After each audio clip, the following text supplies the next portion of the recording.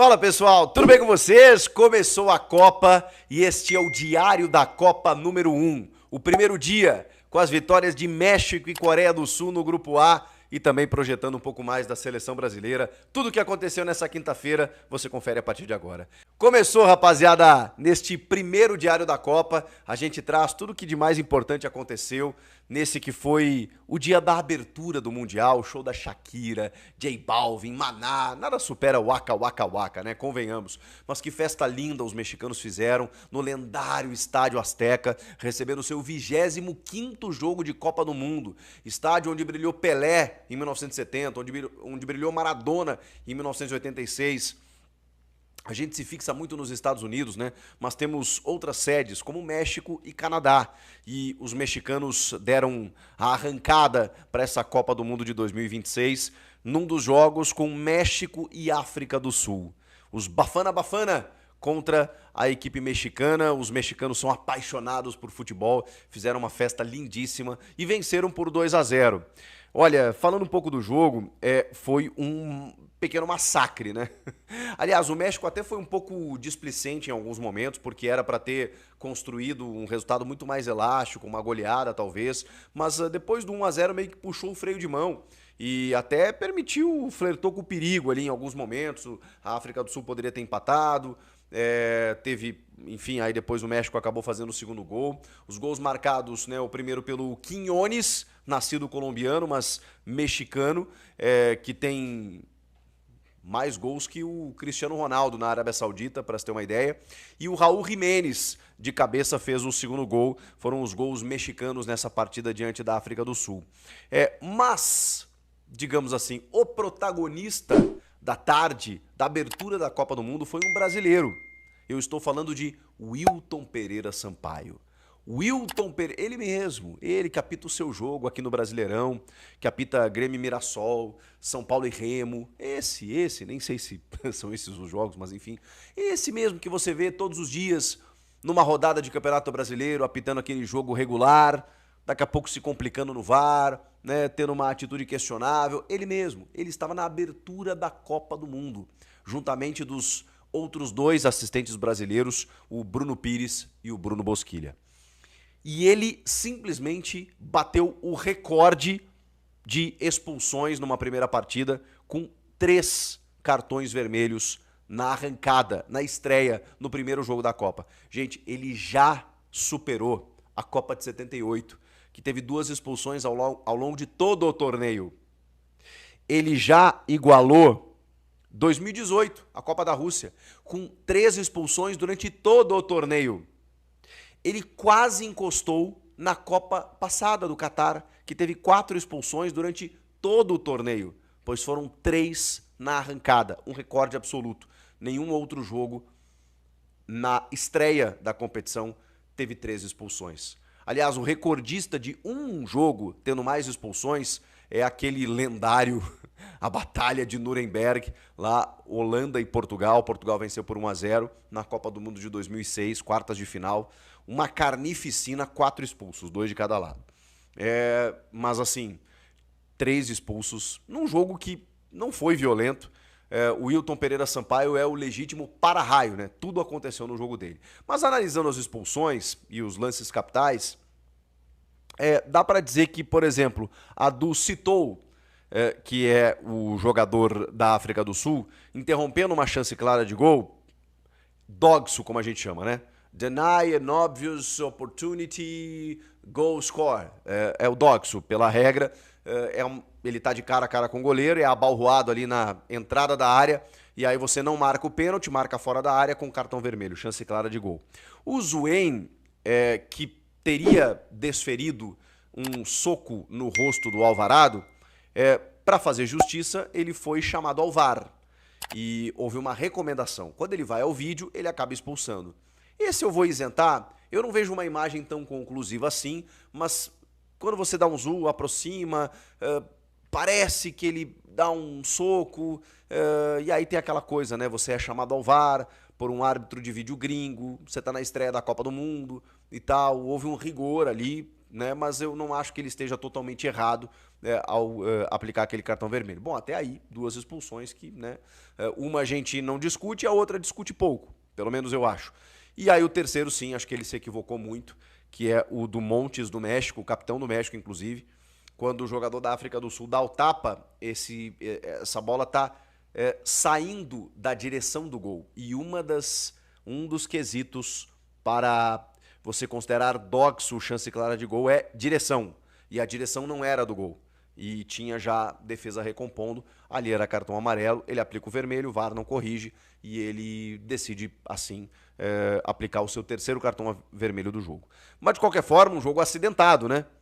Um jogo movimentado, né? Com muitas decisões do brasileiro Wilton Pereira Sampaio. 80 mil pessoas no estádio Azteca, no México, para a vitória mexicana por 2-0 sobre os Bafana Bafana da África do Sul. No outro jogo, mais tarde, terminou o jogo agora há pouco, estou gravando para vocês aqui na madrugada. Quem ficou acordado viu um belíssimo entretenimento.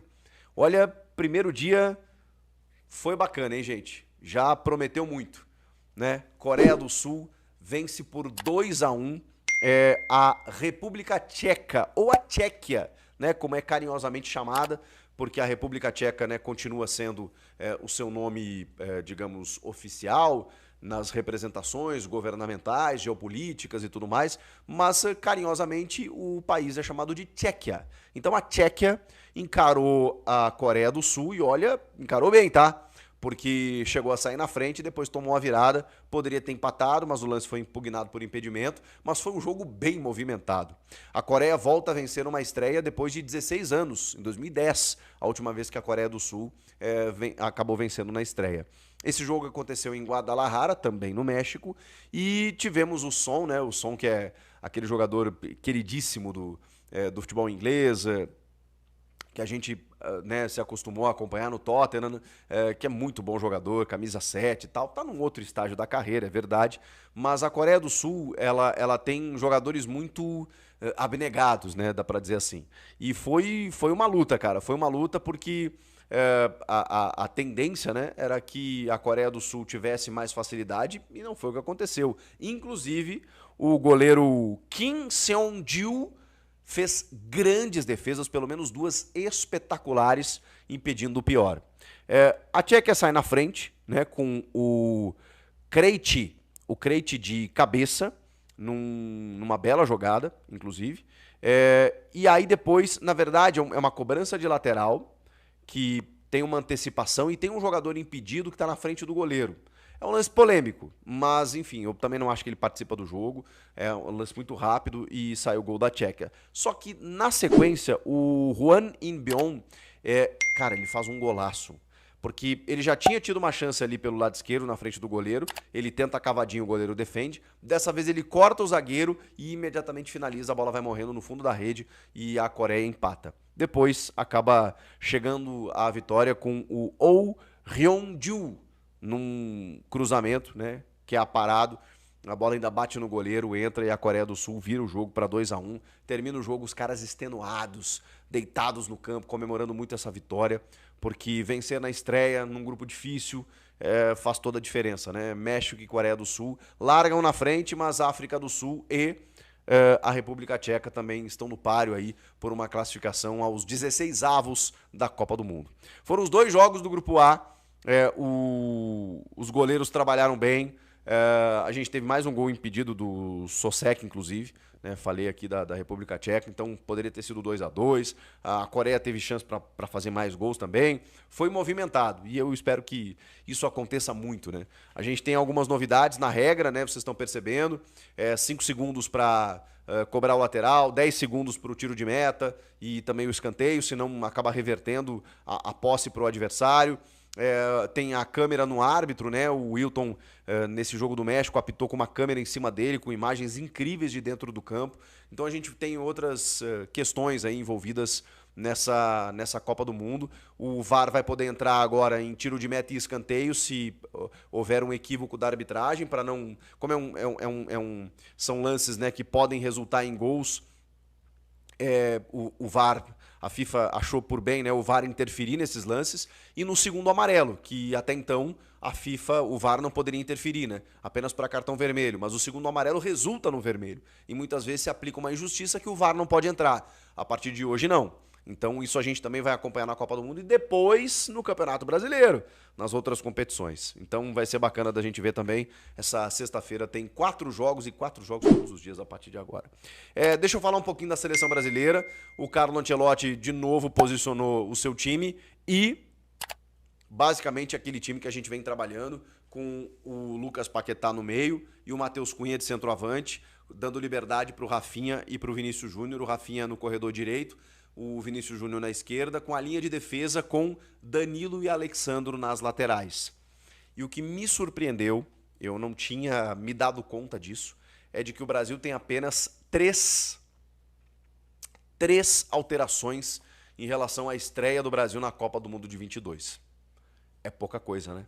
Isso me assustou um pouco porque o Danilo e o Alexandro, por exemplo, foram titulares em 22, mas eles estavam mais jovens. Estavam jogando na Europa, estavam num outro nível de carreira. Passaram-se 3 anos e meio e nós temos os mesmos laterais. A defesa só trocou o Thiago Silva, que eu acho até que poderia estar entre os 26.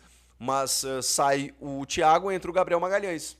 De resto, o Alisson no gol, o Marquinhos na defesa, os 2 laterais. O Casemiro e o Bruno Guimarães também estavam em 22. O Lucas Paquetá também.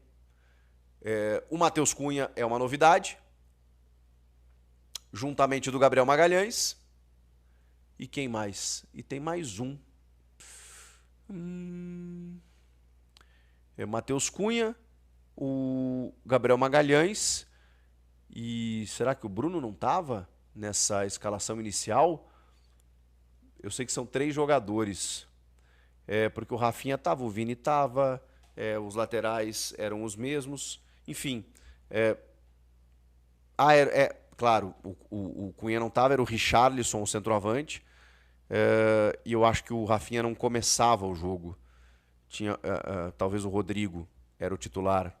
Enfim, de qualquer forma, é uma base mantida, você pode olhar por esse lado, mas a outra é que a gente não trouxe muito frescor, né? Ele está no banco de reservas. As novidades em relação à Copa passada estão nas figuras do Luiz Henrique, do Ryan, do Endrick, do Danilo, que são jogadores que ficaram ou ficarão para o segundo tempo. Mas tudo bem, né? Vamos tentar ser otimista nesse sentido. A tendência é que esse seja o time. O Ancelotti fez outros testes também, né, com o Igor Thiago, por exemplo, né, fazendo essa função de centroavante. Com o Douglas Santos na lateral esquerda também, o Ibañez na lateral direita. São testes que ele acabou fazendo. Mas a ideia é que seja aquela linha mais conservadora, com os 2 veteranos, né, o Alexandre e o Danilo, Gabriel Magalhães, Marquinhos, Casemiro, Bruno e Paquetá, Vini, Rafinha e Matheus Cunha. Matheus Cunha é jogador dele, Rafinha é jogador dele, Vini Júnior da mesma forma, Casemiro, Bruno Guimarães, todos jogadores de confiança do Ancelotti, com a possibilidade da gente ter esses jovens entrando no segundo tempo e nos salvando do pior, caso isso seja necessário. O adversário é o Marrocos, é um adversário bem difícil, em que a gente vai ter que ter todo o cuidado possível. Temos muitas dúvidas, né? Será que vai ser esse o time? Qual vai ser a postura do Brasil? O Brasil vai atacar o Marrocos, vai esperar um pouco mais, vai realmente colocar um sistema defensivo melhor para poder explorar o que ele tem do meio para frente. A ideia de povoar um pouco mais o meio campo, eu gosto, né? Meu titular seria o Danilo, meu titular seria o Endrick, né, nas vagas do Paquetá e do Matheus Cunha, mas é o Ancelotti que está escolhendo, escalando, né, enfim, ele que arque com as consequências disso. Então nos resta acreditar. Nessa sexta-feira tem mais materiais para você sobre seleção, sobre Marrocos e uma novidade aqui no canal, em que eu aguardo todos vocês, tá bom? Te inscreve, comenta aqui, deixa o teu like, eu volto na próxima. E vamos lá que a Copa já começou.